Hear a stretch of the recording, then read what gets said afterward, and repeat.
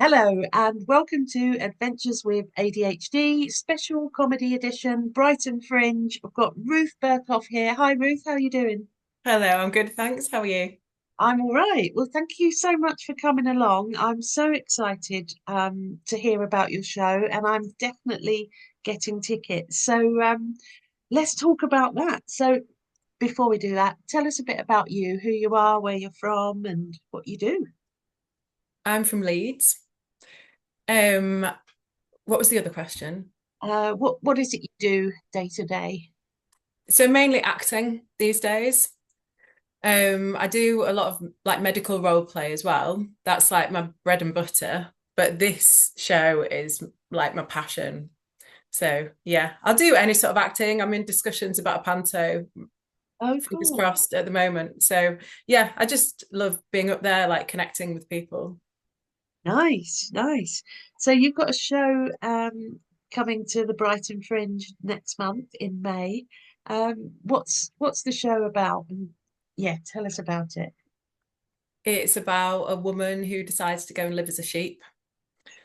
So that's like a simple way of describing it. It's got songs, comedy, there's a little rave. But yeah, I'm forever tweaking the way that I explain it to people. At the moment, I've started saying underneath it all, it's the story of loneliness and the search for connection. Wow. So that's what we're working with at the moment, but maybe ask me next week and I'll say something totally different. Yeah, amazing. And I love when you emailed me and said it's about a woman that goes to live as a sheep. I was just like, I've got to have you on my show. I've got to. And it's, about connection as well, which is so important. So how did you come up with the idea of the play? Well, it all started, there's like a really healthy community sort of writing community in that community writing community. Just there's a really healthy writing community in Leeds, and there's a group called Leeds Pub Theatre, and they put on events twice a year, and there's a theme, and they do a call out. Oh, And I'd known I'd wanted to write for a while. I sort of hadn't really been doing so much. Oh God, it goes back and back, doesn't it? Because like I started getting into writing or getting more confident with my writing after I had a brain hemorrhage, and I wrote a blog about it because when I had the brain hemorrhage, I was like looking like, am I going to be okay? What's going to happen? I was looking for stories from other people and I couldn't find any. So I was like, well, I'm going to write my own. So I wrote my blog, A Small Bleed on the Brain, and that sort of got me into writing. And then this call out went out with Leeds Pub Theatre, and the theme was darkness to light. So people went in like totally different ways with it. But I thought, what about sunrise? When you've been at a rave. So I wrote a monologue, just a 5 minute monologue of this girl chatting to everyone, and she's so enthusiastic and she's having the best time of her life. She's never been to a rave. She's like, everyone's a best friend. And then as the sun rises, she's like, oh, suddenly like feels a bit more exposed, and she kind of slopes off at the end. And that was where the character was born, really. wow, amazing. And gosh, sorry to hear about your brain hemorrhage. Oh, good. Yeah. So it kind of that's where it was born by the sounds of it. So what can you tell us about the play? Obviously, you don't want to tell us everything, but um what can you tell us? So it's staged as a goodbye party. Ah, So like the flyers are like written like an invitation. So there's a balloon. I've got a goodbye banner. Um, and I've just invited everyone here so that I can say goodbye before I go off to live as a sheep. And what I can tell you is the songs. So I sort of improvised some songs in my creation period with my friend Georgia Murphy, who's like the dramaturg. And then another friend, Isolde Lachlan. She's called Isolde Lachlan now. She like I sent her over my improvised songs and she made backing tracks. So it's got quite a cool soundtrack that goes along with it. There's not loads of songs. There's maybe 3 or 4 songs, but yeah, the songs intermingled with Yeah, comedy and then like brutal sort of like outpouring of like how it feels when you feel like you don't fit in and people don't like you, and then back into like, let me tell you some facts about sheep. So it's like it goes all over the place. It's got all of it. It's got everything. yeah. Sounds just up my street, definitely. And so you discovered that you were perhaps neurodivergent through this show, this play? Yeah. How? So I give out like feedback forms afterwards and I say, what did it mean to you? Which moments made you feel something? How would you describe it? And people kept saying things like, oh, interesting take on autism or neurodiversity. And it kept coming up again and again. And I was like, oh, that wasn't the intention. And I do sort of agree with, it's not me. The character isn't me, but I definitely like agree with a lot of the things she's saying. So it just like, that's how I kind of came into it, from a bit of a like different direction than maybe other people, but it just kept getting said. So I was like, ah, hmm. Yeah. So, and then did that kind of, so now do you kind of identify as neurodivergent because of that? Well, Yeah, I and mean, because of you and who you are. yeah, the more I look into it, like definitely my social media feed is very neurodivergent once you start going down that road. Um, yeah, and I've had other people say it's quite likely that you are maybe a little bit of both autistic and ADHD. And Yeah. the more I think about it, the more I'm definitely really feeling it at the moment, because I've got not got any work at this moment, so all I've got is work to do on promoting the show, and like I'm not structuring my days very well at all. Like, and then I find myself watching Married at First Sight for like all day, and Yeah. and it's just like, can you just settle down and do it? And then yeah, so I'm really like feeling it, that ADHD side of it more than I have done. What's the plan after the Brighton Fringe with this show? I'm going to Cardiff with it, Nice. and I'm going to, well, that's in the middle of May, so it's all happening in May, and then I'm doing Buxton Fringe in July.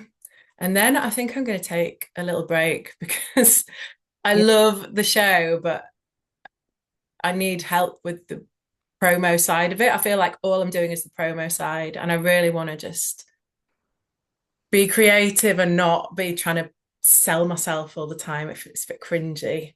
Yeah. Yeah, definitely. It is hard, but yeah, it's either do it yourself or if you've got the budget, somebody can do it for you. But of course, Exactly. things there really is a budget, is there? Well, that's where you apply for funding. Yeah, yeah, Um, and I did start, but I was trying to do, I see a little tail behind you. We've all got a tale to tell. yeah, yeah. Do excuse my dog. He's now making chaos on the sofa behind me. No, it's very welcome. So funding is available. So if anyone's kind of thinking that they would like to go down the show route, where can people apply for funding?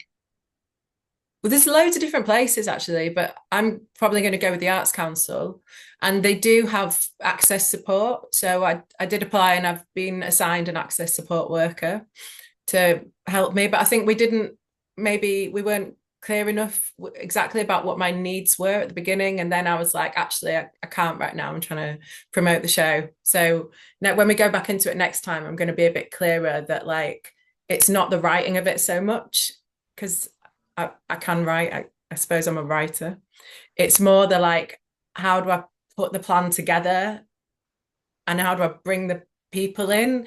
And that was where I was just like, So although we started the process, I was like, I can't, I just, so I think I hadn't been clear enough with her about like where I really needed the help.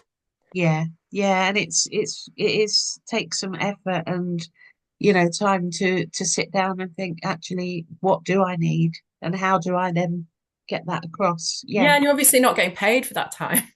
Yeah, yeah, So when you're like not earning very much money, you kind of need to prioritize getting actually paid. of course. Yeah. Gosh, okay. So, so being Be neuro, negative. pardon? Not to be negative. No, this is the reality, isn't it? It's the reality. So, how do you think being neurodivergent has helped you kind of with your writing and your performing? Researching. Wow. You're a researcher. Yeah. Um, yeah, I always start, I know, well, what's the best way to start with creativity? People have the different ways, don't they? And probably like Googling, researching isn't necessarily what's recommended, but for me, it really helps. So I just researched loads of sheep facts. I've tried to squeeze as many as I can into the show. I've got like some anecdotes and yeah. Yeah, So that was really helpful. That's definitely helped. Um, what else about it? Yeah, just being able to go from this to this to that actually helps make quite an interesting show. It's not just like, and this goes here, and then this happens, and that happens. It's like it's quite fun to be like, "Du-du-du-du-du-du-du." yeah, And that's when I need the dramaturg to actually help me bring it together. So she was genius. I had so many fragments that I took to Georgia, and she really was like, okay, put this post-it note here, we'll put that post-it note there. Like, what have we got? And then I had structure. Like I struggle with structure on my own.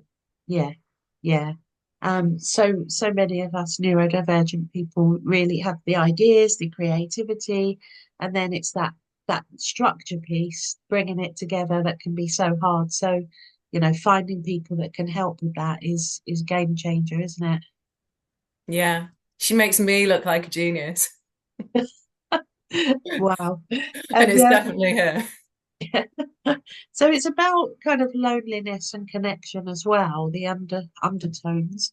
So is that something you've experienced? Because that's a very common story along among neurodivergent folk, this not fitting in, and I love this sheep metaphor, well, aspect. So is that something that you've experienced then? Yeah, it's not sexy or cool, is it, to admit that you feel lonely? But every time I ask the audience that question, do you feel lonely too? And they inevitably, some of them say, yeah. Like, I feel, even asking it now, like, I feel it in me. Like, yeah, Yeah, yeah. yeah. What's the kind of feedback been other than oh, an interesting take on neurodivergence? But has there been like, yeah, what feedback, other feedback have you received? I've got pages and pages of feedback. Um, yeah, I think what I do, which maybe some people don't do as well as me, is I speak really vulnerably Yeah, about things. And so the character does. And so it gives people permission to sort of say things that maybe they haven't said out loud. mm, So a lot of people have said, yeah, me too. But I wouldn't go out there and tell everyone kind of thing. yeah.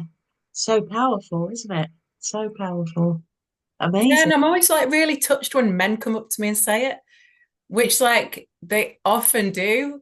And I think because men aren't supposed, they've got to be strong, haven't they? How hard would it be to have to always be strong and to never admit, when you're having a hard time? Yeah, I just think we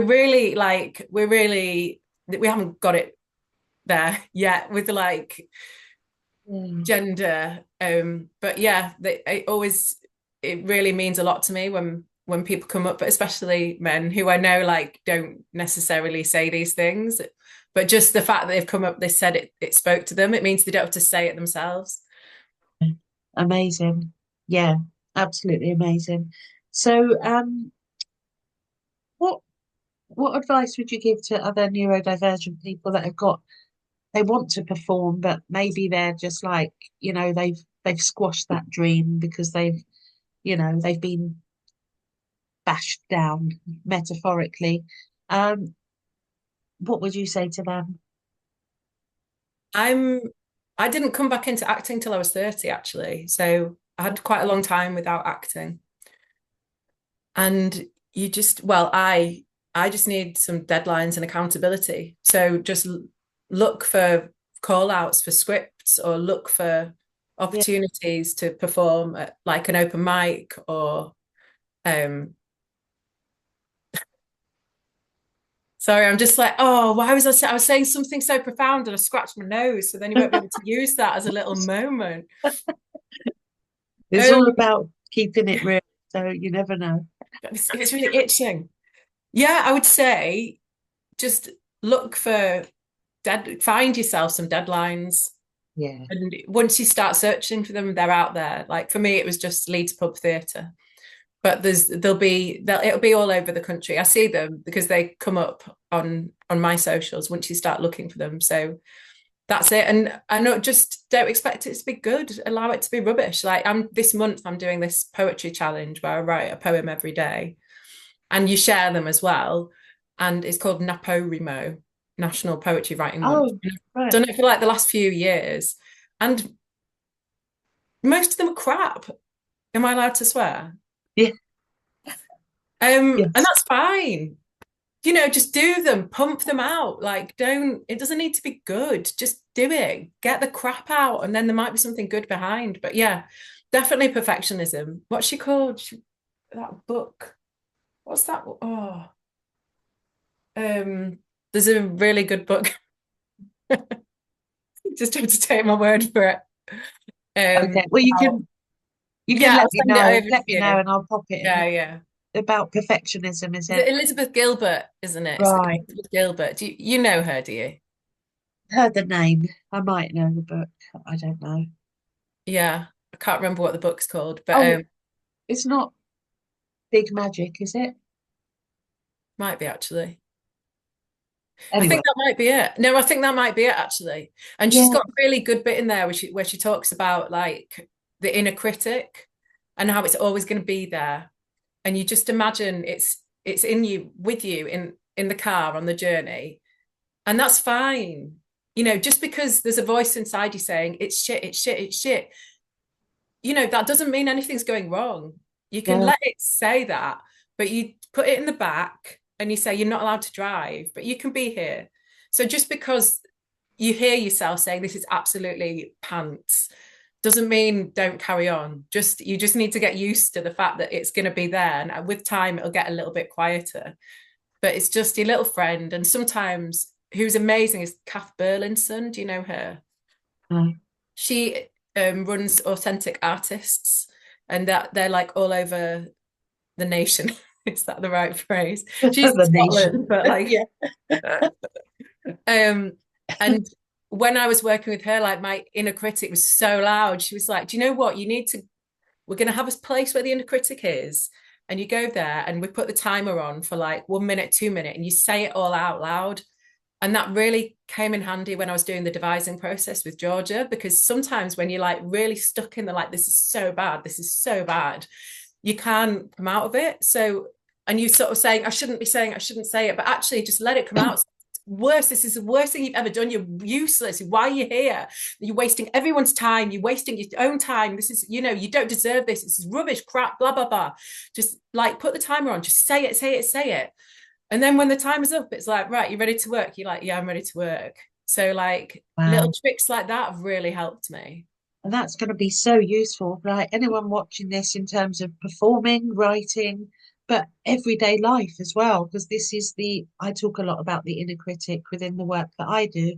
And it's there, it's going to be there, but it's about making friends with it, popping it in the back seat, like you said. Um, that such good tips that can be taken, and I've not heard that way about, give yourself a minute, say it all out. I really like that. That's a really It good. really helped me. And I kind of forgot about it. And then I was in the devising process with Georgia and I was just like, I started spiraling a bit. And, she's like trying to help me and I'm trying to make it okay. But then I suddenly was like, oh no, Kath Burlinson. I was like, I think what I need to do is we just need to put the timer on. And it's very vulnerable and exposing. But if you just, I just explained to her that this is part of the process, and she's like knows me well anyway. And Yeah, then bosh, out of the way. Right, you've said what you needed to say. Okay, you sit there now. Right, let's work. I love that. Excuse me. Excused. That's yeah, that's so helpful because that inner critic can hold us back in literally every area of our life, can't it? Relationships, working, fun. You know, got an idea, want to go and have fun. Oh no, don't do that. You'll look silly. That was what mine used to say. So amazing top tips. And what's the name of And the it's okay if you look silly. that's the thing. There's this real shame, isn't there, of I used to have it of looking silly or feeling judged. And actually, what happens? Nothing happens. Yeah, You know? what if like, yeah, I will look silly. Isn't that great? Other people are too scared to look silly. I'm going to look silly. It's like when at school I used to get called a hippie and it'd be like, ugh. And then I met someone else who's like, yeah, I am a hippie. I was like, oh yeah, what if I just said to him, yeah, I'm proud, peace, whatever. Yeah, Like, just own it. Okay, yeah, I'm going to look silly. yeah. Right. I love looking silly. And then what? Where has your inner critic got to go with that? And Yeah. where have other people got to go with that as well? Just be like, oh, okay. Well, it'll find another way, won't it?